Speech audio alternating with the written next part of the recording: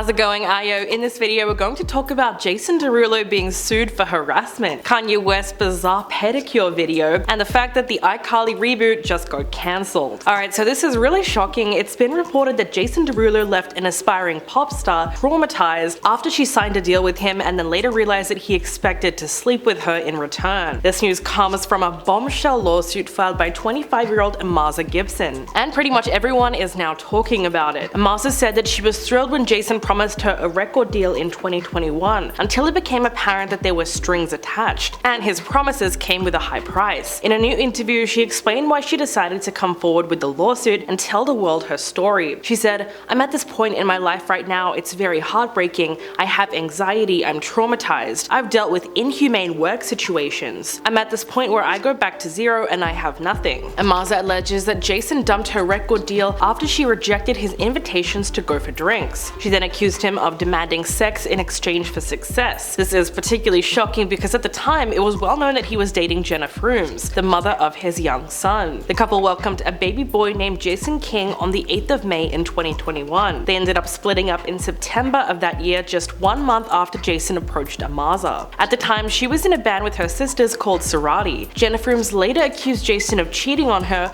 after their relationship fell apart. Meanwhile, Amaza Gibson and her sisters had moved to LA in 2008, and they launched a YouTube channel for their music which now has 1.25 million subscribers. But her sisters fell out of love with the music industry while she kept on going with dance videos, all in an attempt to launch a solo career. Eventually, Jason reached out to her trying to start a joint venture along with his brand Future History and Atlantic Records. According to her lawsuit, she agreed to a deal which involved her producing a mixtape in 4 months and an album over half a year. She told NBC that in September, the month Jason split up with Jenna, she agreed to have a drink with him in a studio. It was then that she says she was plied with inappropriately large amounts of alcohol. She took 1 sip and then told him that it was too strong and that she wasn't a big drinker. She said that Jason did not listen the first time that she told him and that he kept pushing it on her and applying pressure. Apparently, he told her that she might have to embrace goat skin and fish scales, which is slang for a powdery substance, and well, you know what. Amaza talked about his creepy behavior and said that she considered this statement an explicit demand for sex in exchange for success. By November of 2021, she had had enough of his advances and told him that she was not willing to betray her morals for success in the music industry. In June this year, she said she had looked up to Jason and was devastated by the way he allegedly treated her. She spoke in detail about the toxic work environment that she said he created, and the whole thing was extremely unfortunate. She was a big fan of his music, so it was heartbreaking the way that things turned out. In November of 2022, she posted a tearful video on her YouTube channel where she said, "All I wanted to do is make music, but people are making my experience hell for no reason." She posted another clip of herself dancing alongside Jason the month before. The video was titled "New Beginnings, I signed to Atlantic Records and choreographed for Jason Derulo." Amaza gave more details about how happy she was when she was first approached about a record deal by him, but towards the end of the video, it cuts to a dark screen with an audio recording of her saying, "I don't feel comfortable talking to him or anything. I don't want him around me." As expected, news of this lawsuit has absolutely exploded across the internet, and it opened up a discussion surrounding women in music and the misogyny that permeates the industry. Jason said in a recent interview that dating was not a focus for him and that he was really putting his career first. Quote, "It's difficult for anyone to understand my mindset because mine isn't a normal way of living or thinking. When it comes down to me choosing between my relationship and my work will win 9 times out of 10, and I'm probably being generous by saying only 9. Nearly 1 year after Jason and Jenna Frooms broke off their relationship, she exposed him for cheating on her. She insinuated that Jason had a whole roster of women during the time they were together. She said, "If a man wants a different girl every week over his own family, I'll never accept that. We will never be able to make it work happily. I was straight up told that I should turn the other cheek. I'll never be okay with sharing a lover that I love with all my heart. If the streets come first, I can't change that. You don't know what women go through to try and make it work. It was never about money or dating someone famous." While Jason has yet to publicly address these cheating allegations, it's sad to see that anyone has chosen to blame Jenna for this behavior in the first place. Alright, now we need to talk about Kanye's crazy pedicure video because what on earth is going on? So Kanye West was caught on video scolding a nail tech for hurting him during a private pedicure. Before she even finished, he then abruptly stops the service and storms out. His friend Ty Dolla $ign posted the video and then quickly deleted it, but of course not before everyone on his Instagram saw how the disaster unfolded. In the clip, Kanye could be seen sitting in a chair with one foot in a wash basin and the other one on the pedicurist's lap. Seemingly out of nowhere, he then makes a big noise in reaction to the woman working on his feet. When he flinches, she tries to explain what she was doing and reassure him that he was okay, but Kanye was not having it. He pulled his foot back, stood up and said, "Nah, I'm not gonna do the rest of it. I'm not gonna do it. I'm not gonna do it." The woman then once again tries to show him the process, but he told her to wrap it up because he was not going to do it. She sounds a little confused and asks him, "What about the hands?" In response, he just says, "Nope, thank you very much." The whole time this is happening, Ty was sitting on a nearby couch looking really uncomfortable. He then stares blankly into the camera after witnessing this cringe-worthy moment. Kanye didn't really seem to give it a second thought though, because he nonchalantly walked over to his friend and just started talking about music. As we know, he spent the majority of his summer gallivanting around the streets of Europe without shoes on. Jason Lee, who spent a good chunk of 2022 working as his head of media and partnerships, claimed that he was going barefoot to prove a point and stage a PR stunt. He said, "I think the fact that people are talking about Kanye's feet shows just how much power he still has in the wake of cancel culture." He called it a smart and strategic move and said,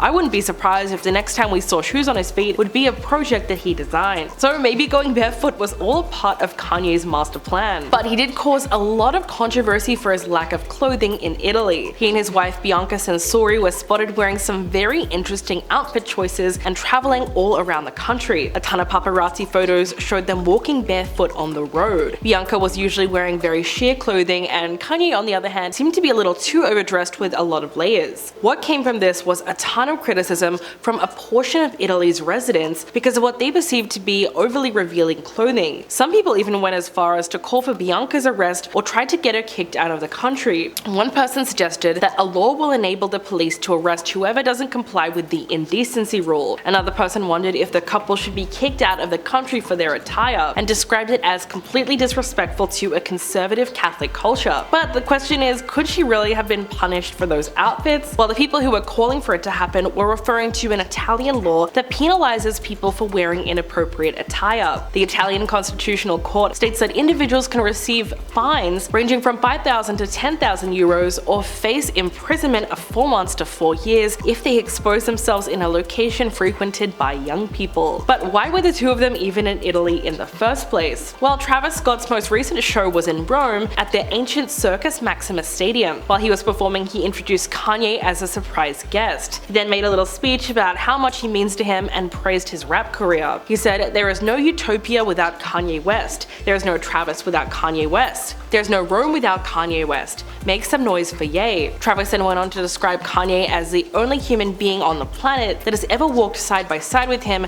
through anything and everything. It was the first time that he had performed live since his mass cancellation after he made a series of anti-Semitic comments. So that was definitely a very controversial decision to have him there, and even worse is the fact that he was a surprise guest, because after all his comments had obviously hurt a lot of people. And now it's really bad news for iCarly fans because the reboot has been cancelled with an unresolved cliffhanger. Yesterday, iCarly star Lacey Mosley revealed that the reboot had been cancelled after 3 seasons. Taking to Twitter, she said she was heartbroken when a fan asked her if she was joking, and then she wrote, "Not a joke. The best people I've ever worked with in the business. Thank you for tuning in to the reboot. Everyone put their deeply kind, talented souls into this." A spokesperson later told The Hollywood Reporter that yeah, it was true. They said the series had a great 3-season run and delivered on what fans really wanted to see, with iCarly and Freddie finally getting together. Quote, "We want to thank the entire cast, the writers, directors, and producers, along with the whole crew for their dedication, creativity, and talent." While iCarly Season 3 did end with Carly and Freddie as a couple, there was also a cliffhanger that remains unanswered. So at the end of Season 3, Freddie's mother Marissa gets married to Lubert. Ahead of the wedding, Freddie worries that Carly wants him to propose to her. Meanwhile, Carly confesses to Spencer that she has always been scared of marriage because their mother abandoned them as kids. Carly later opens up to Freddie and reveals that she wants to marry him one day. Fast forward to Marissa and Lubert's wedding, and the couple decided to elope to Las Vegas last minute. With the ceremony all set up and all of their closest friends there,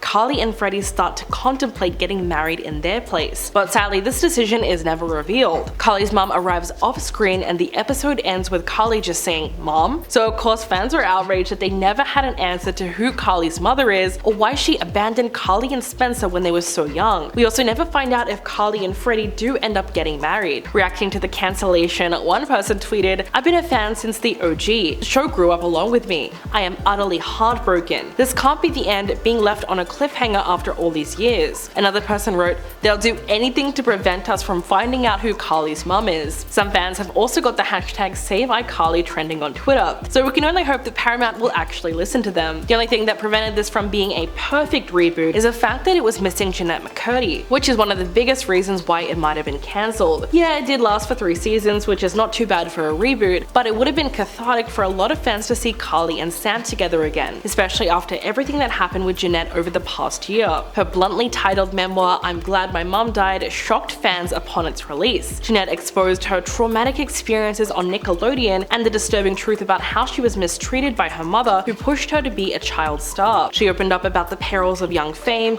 and revealed why she ultimately decided to quit acting altogether. She also detailed numerous instances where she felt exploited as a teen actor, both on and off set. Jeanette mentioned a guy she called the Creator, who we now know as Dan Schneider. Describing him as mean-spirited, controlling, and terrifying, her story shed light on the harsh realities of the industry. So it is upsetting that she wasn't there for the reboot, but fans finally understood why it is that she stopped acting. So what do you guys think about this news story? Please let me know in the comments below, and I'll catch you all in the next one.